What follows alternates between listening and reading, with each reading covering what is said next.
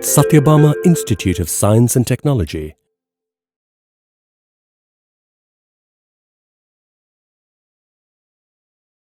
Hello everyone.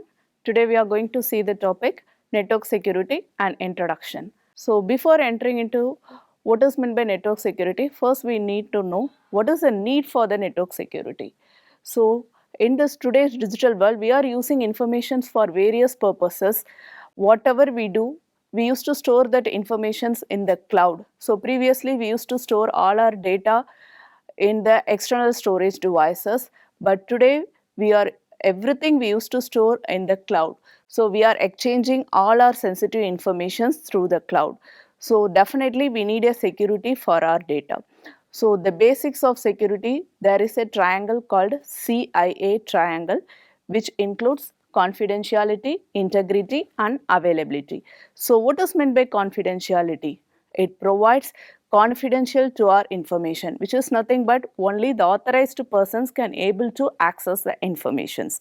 So next one is integrity. What is meant by integrity? Whatever we are storing, we are retrieving only that data. There is no modifications in the data whatever we stored. So that is called as integrity. Suppose we are storing our data and someone is modified, there is no integrity is maintained. So always we need to maintain the integrity of the data. So next one is the availability. Nowadays we used to store receive our informations from various devices like our laptop, tab, mobiles. So wherever we are accessing informations, we need that informations. So definitely there is a need of availability of our data. So the basics of network security is everywhere we need this CIA triangle, which is nothing but confidentiality, integrity and availability. So next one is what is meant by this network security. So which is nothing but the provisions and policies which is developed by the network admin. So that the unauthorized person cannot be able to access our informations.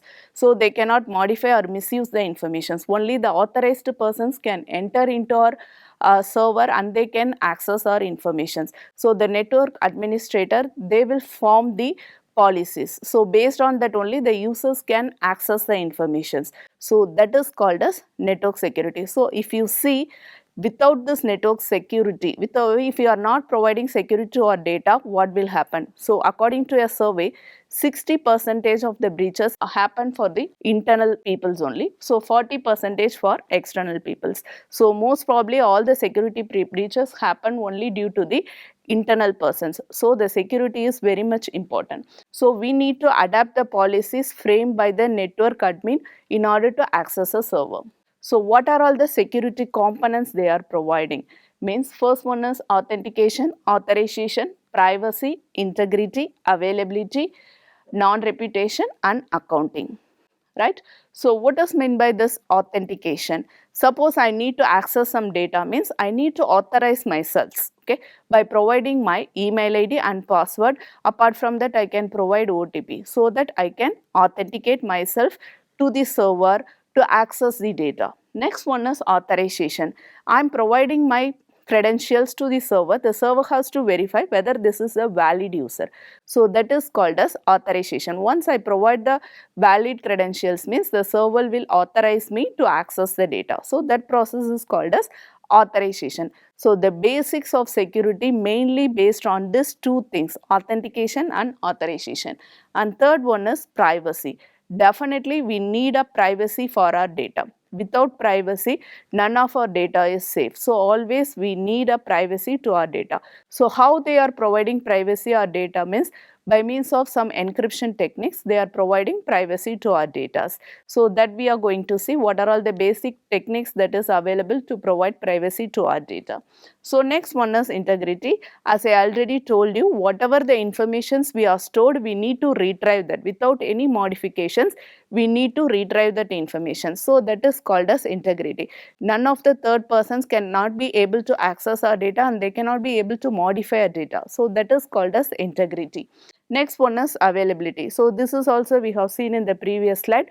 So we are accessing the data from multiple devices, from multiple locations. Wherever we are, we need to access our data. So the data should be available at any time to us. So that is availability. Next one is the non-reputation. So what is meant by this non-reputation? Suppose one person is sending a data to you and after some time they are claiming that they didn't send the data. So that thing is called as non-reputation. So next one is the accounting. Some users are log in and after some time they are log out. They have to maintain that log. Okay, so that is called as accounting. So these are all the important security components for our data. I repeat: authentication, authorization, privacy, integrity, availability, non-reputation and accounting. So these are all the important components for the security. So in each and every places wherever we are providing security, we are concentrating only these components. So next one, how they are providing security to our data, means by means of adapting some classical encryption techniques. So before entering into what are all the classical encryption techniques, first we have to learn some of the basic terminologies in cryptography. So in that, the first one is a plain text, which is nothing but the original message. Whatever we are sending, that is the original message. Next one is a cipher text. Suppose I am sending a message as hi. So this message is not the same thing that travel through the network. They are adapting some encryption technique over that original message and then only it travel through the network. So that text is called as a cipher text. Next one is a cipher. So we are producing the cipher text by using an algorithm, right? So that algorithm is called as a cipher algorithm. So next one is the key. So in order to convert the plain text to cipher text by means of some cipher algorithm, we need a key for that. Okay. So next one is the encipher, which is nothing but converting the process of plain text to cipher text. So that entire process, we are taking a plain text, applying some encryption algorithm by using a key value, we are converting that plain text to cipher text. So that entire process is called as the encipher. Next one is the decipher.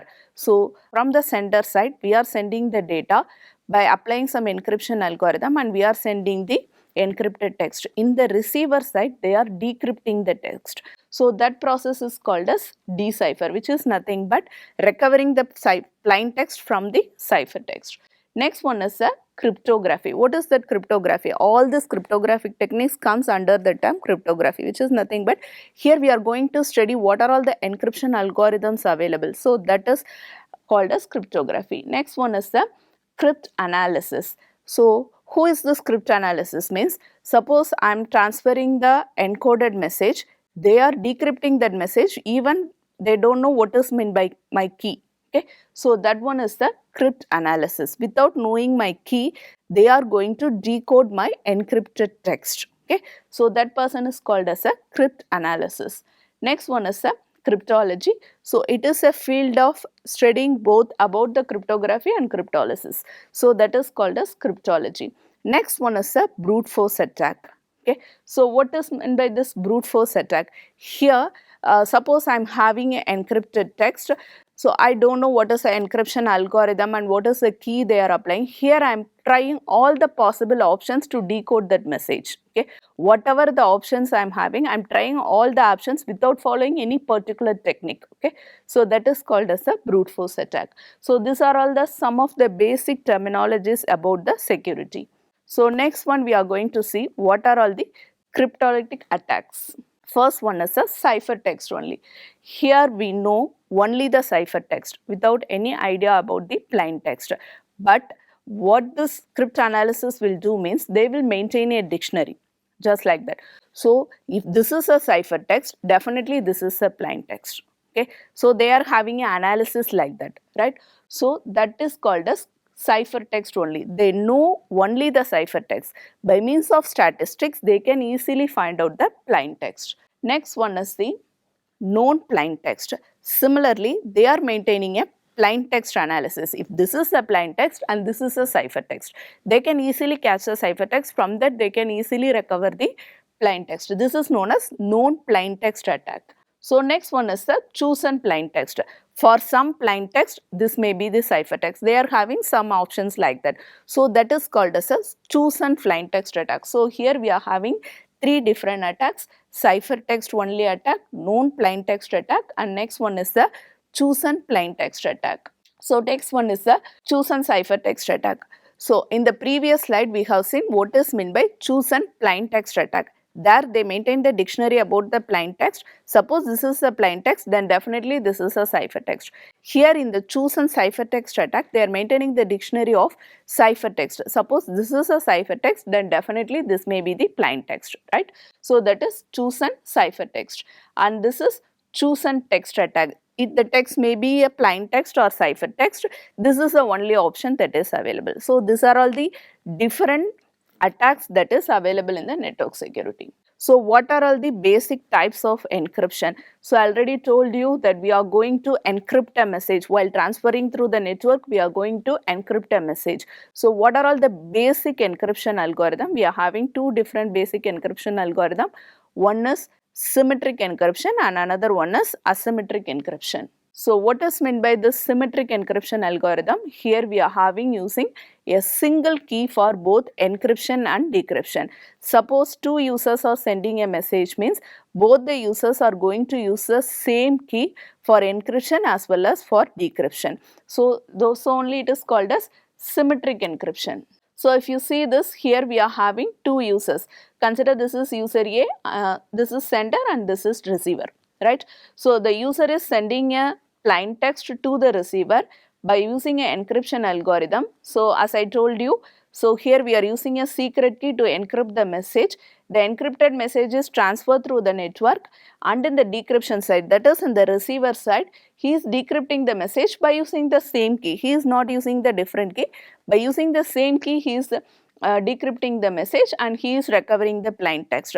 So in both the users, in the sender side and the receiver side, we are using the same key. Okay, so this is called as symmetric encryption. So what is meant by asymmetric encryption? So if you see asymmetric encryption, here we are using two different keys. For encryption we are using one key and for decryption we are using another key. Suppose we are using, for encryption we are using private key, means for decryption we may use public key.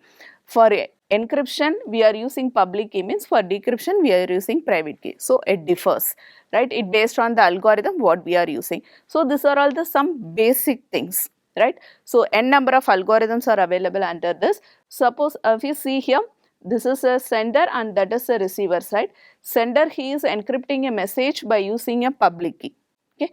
So after that the encrypted text is transferred over the network, and the receiver side it is decrypted by using a secret key. Here it is public key. Public key means which is known to all. Everybody can know about the public key. But secret key means it is known only to the particular person. The person who is receiving the message, he only knows that key. So that is called as a secret key. Here he is using two different keys. One is public key and another one is private key. So in the previous slide we have seen asymmetric encryption. There we have used same key for both encryption and decryption. But here we are using two different keys. For encryption one key and for decryption we are using another key. So what are all the different types of encryption based on the message? So we are having three different types. One is substitution, another one is transposition and another one is product.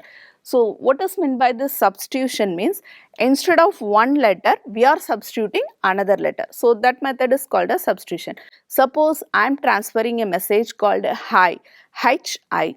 Okay. So instead of h I am going to adapt some algorithm, and instead of h I am going to substitute some other letter. For example, instead of h I am going to substitute l.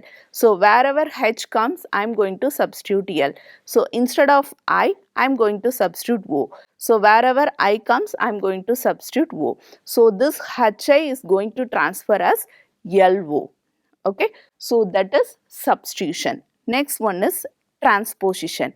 So what is this transposition means? So everybody knows the transposition matrix. All the rows are converted into columns and all the columns are converted into rows, right? So here also we are going to take the given plain text in a matrix form and we are going to convert all the rows into columns and columns into rows.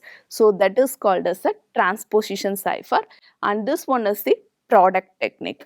Here we are having a plain text and we are having a key value and we are going to take a product, that is matrix product. Okay, so that is the answer. So under this substitution, transposition and product we are having many number of algorithms. Different algorithms are available for substitution, transposition and product. So in what way we are going to process this plain text? We can process this plain text stream or bit block. So what is meant by stream means bit by bit we are going to transfer the data. Okay. So suppose I am taking hi means H I am going to convert into a ciphertext. I am going to convert into a ciphertext. So each and every letter I am going to concentrate. So that is called as a stream cipher. So next one is the block cipher. So what is meant by this block cipher means I am going to take the entire text as a single block and I am going to given that as a input and immediately the ciphertext will come. So if you take the same example hi, here I am not going to split hi, I am just going to take it as hi. I just extract the ciphertext from that. Instead of substituting for each and every letter, I am going to take it as a single block and the output will come. So that is called as a block cipher. So this encryption is purely based on the messages, that is substitution cipher, transposition cipher and product. So how we are transferring the messages either by stream or by block. Thank you.